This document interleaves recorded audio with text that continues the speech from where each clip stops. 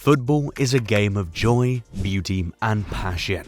But over the decades, it's grown to also become a multi-billion-dollar industry. This is no secret to fans, because we're all aware of the ridiculous amounts football clubs pay in transfer fees and wages in the modern game. But the question now is, how exactly is all that money generated? So, there are many ways these clubs make money, and of course, the bigger you are as an institution, the more money you get to make. So, the obvious one is matchday revenue.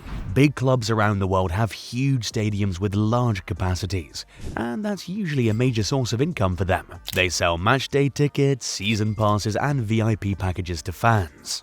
And here's the thing, some clubs choose to earn even more through this means by charging higher prices than normal for tickets. There are no regulated prices for matchday tickets, which is why you have different clubs charging different amounts. And of course, the bigger the stadium capacity, the more money made from matchday revenue. For example, Camp Nou has a capacity of a little over 99,000, so you'll expect them to make more money per matchday than Chelsea, for example, whose home stadium has a capacity of a little over 40,000, or Arsenal, whose stadium can only take around 60,000. Apart from tickets, clubs can also earn matchday revenue through concessions and sales of merchandise. Fans who go to stadiums to watch games might also like to buy jerseys, mufflers, hats, or other types of club merch. They will also likely get food, snacks, drinks, or other forms of refreshments. Clubs can also get money through these avenues. Matchday revenue is the main source of income for many clubs, especially the smaller ones that don't have that much commercial power, which is why a lot of clubs suffered financially during the COVID-19 pandemic when fans were not allowed into the stadiums. Some clubs still haven't recovered from the blow the pandemic landed on their finances. This is also the reason why more games are being played every season, because the math is simple. The more games that are played, the more matchday revenue is generated, which means the clubs make more money. And of course, not everybody who watches football watches it live in the stadium. A larger percentage of fans watch games from screens, and that's one huge way football clubs make money. These companies that bring live games to the comfort of your home pay leagues a truckload of money to buy the broadcasting rights to these games. That is, these TV companies pay the leagues, and the leagues share the monies among the clubs. And trust us, these domestic and international companies pay a lot of money to broadcast these games. In 2023, it was reported that Sky Sports and TNT Sports had reached a record £6.7 billion agreement for UK TV rights to broadcast 270 live games a season. That's a crazy amount of money, and it's a major source of income for clubs. Premier League clubs, on average, reportedly receive about £123 million per season from the league for broadcasting rights. And of course, the bigger the club, the more the amount. According to reports, in the 2022-23 season, Manchester City received £166.75 million, Arsenal received £162.79 million, Manchester United received £158.84 million, and Liverpool earned £153.45 million from the Premier League in broadcasting payments. In La Liga, Real Madrid received €155.8 million from broadcast payments in the 2022-23 season, while Barcelona got paid €155.1 million. So yeah, it's a major source of income for clubs. So the more you watch your favorite club, the more money you make for them. This source was even more important during the pandemic because matchday revenue fell to zero, so clubs were hugely dependent on revenue from the sale of broadcasting rights to stay afloat. Now, while matchday revenue and broadcast revenue are the major sources for clubs, trust us, you haven't even heard half of it. There are more ways clubs make money, and we'll tell you all about them in a minute. But first, if you're enjoying the video so far, click the like button and subscribe to the channel. Let's now move on to the next source of income for clubs, which is sponsorship and commercial deals. Football is a game that is watched by billions of people across the world, so it's one industry to invest your money in if you're a brand looking to have a global reach. These brands pay hundreds of millions to football clubs in sponsorship and endorsement deals. Here's an example. Barcelona have a deal reportedly worth around €400 million with Spotify. They reached this agreement for shirt sponsorship and stadium naming rights. But these are just two of many forms in which sponsorship can come for clubs. Brands can also be training kits or sleeve sponsors. Then you have brands who strike kit manufacturing deals with clubs. That is, brands like Nike, Adidas, and Puma have reached agreements with clubs to produce their kits for several years. According to reports, Real Madrid currently has a kit manufacturing deal with Adidas until 2028, which is worth about 117.6 million euros. And they have a shirt sponsorship deal with Fly Emirates until 2026, which is reportedly worth 70 million euros. Manchester United have a shirt sleeve sponsorship deal with DXC Technology, and that is reportedly worth 20 million pounds, while PSG's sleeve sponsorship deal with GOAT is reportedly worth 50 million euros. So yes, this is a colossal source of revenue for clubs.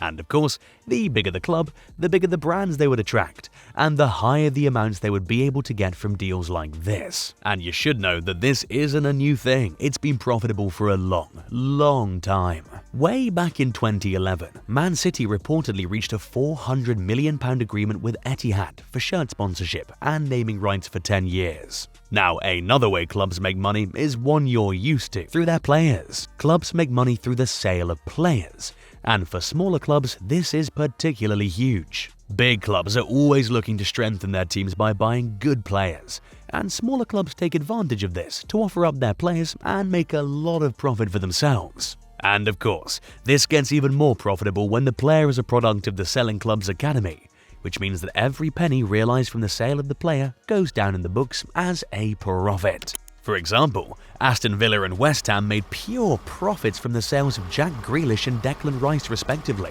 because they were both products of the club's academies. Both these players were bought for £100 million by City and Arsenal respectively, and it served as a huge source of revenue for Aston Villa and West Ham. Monaco made a pure profit of €180 million from the sale of Kylian Mbappe to PSG, while Benfica made a pure profit of €126 million from the sale of João Felix to Atletico Madrid. But the really big clubs are not left out of this either. Barcelona paid a pretty huge €88 million fee to get Neymar from Santos in 2013, but they still managed to turn a €134 million profit when they sold him to PSG in 2017. And with transfers, things are not always so straightforward. Other unique clauses can earn clubs some more money along the line. Some clubs put in sell-on clauses after they sell their players, which could earn them more money years after they sold him. For example, Birmingham City earned an extra £6 million 3 years after they sold Jude Bellingham, thanks to a sell-on clause. Some clauses help clubs earn more money if the players they sell fulfill certain conditions. For example, Dortmund earned €103 million from their sale of Bellingham to Real Madrid. But after losing the Champions League to Los Blancos in June 2024, they earned an extra €4.5 million because of a clause in Bellingham's contract that required Madrid to pay an extra fee if he won the Champions League. A clause like this was also included in Philippe Coutinho's contract after he transferred from Liverpool to Barcelona, and it was the talk of the town in 2020. Why? Coutinho went out on loan to Bayern Munich and contributed to the 8-2 destruction of Barcelona on his way to winning the Champions League with Bayern Munich. But even with all that, Barcelona still had to pay Liverpool €5 million for Coutinho to win the Champions League, because of the clause in his contract. And it's great that we mention Coutinho because he highlights the risk of transfers. Clubs buy good players so they can win trophies and become more successful, but sometimes it ends up failing, and the clubs end up recording huge losses. Barcelona infamously got it wrong 3 times in 2 years, spending a cumulative €370 million on Coutinho, Griezmann and Dembélé. All 3 of them flopped, and that hugely contributed to the club becoming broke in the following years. Now, to get themselves out of the financial mess, Barcelona has often exploited this next means we're about to tell you: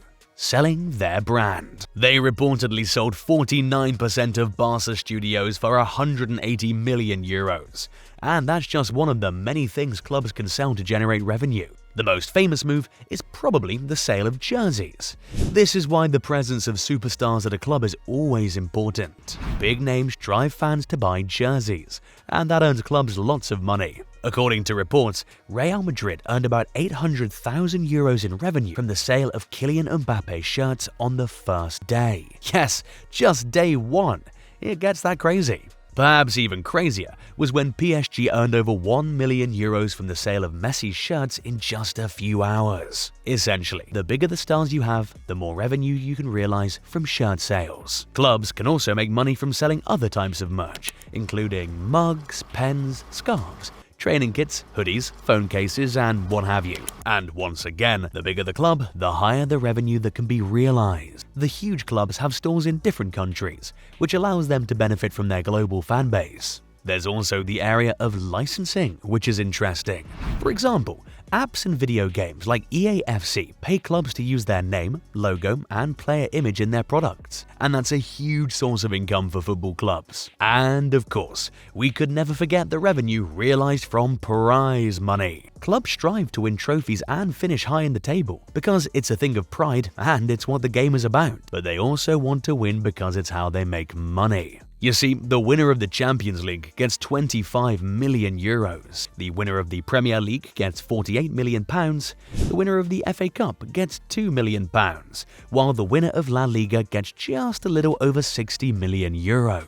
So basically, the more trophies you win as a club, the more money you make, which is one of the reasons why the most successful clubs are often the wealthiest one. But it's not just about winning the trophies, you know. Even qualifying for these competitions earns you money. This is why, even when they know they won't win the league, clubs still always strive to finish as high up as they can, because they know the higher they finish, the more money they get. And, well, it's the social media age. So we can't overlook the money clubs can make through their online presence. Clubs these days earn a lot of money from content on YouTube, X, Instagram, and other platforms.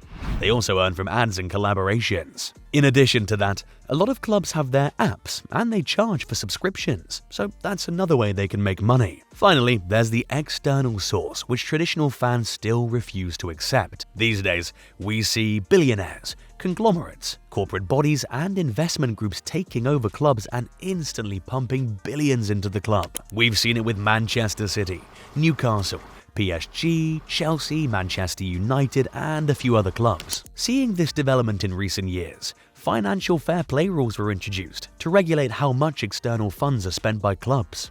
You see, football is a generally very profitable sport. Whether it's through matchday revenue, broadcasting rights, sponsorship deals, transfers, merchandising, prize money, or from wealthy owners, clubs have found ways to make huge money from football, and they'll continue to find more ways. But sometimes, we need to step back a little and ask ourselves, is football now becoming too focused on making money? Or is this just the way the world is right now? What do you think? Tell us in the comments. And since we just talked about corporate bodies coming in and taking over clubs, you might be interested in finding out about a company that's going around buying football clubs all around the world and taking over the sport. If you want to know how Red Bull is dominating global football, click on this link and we'll tell you all about it.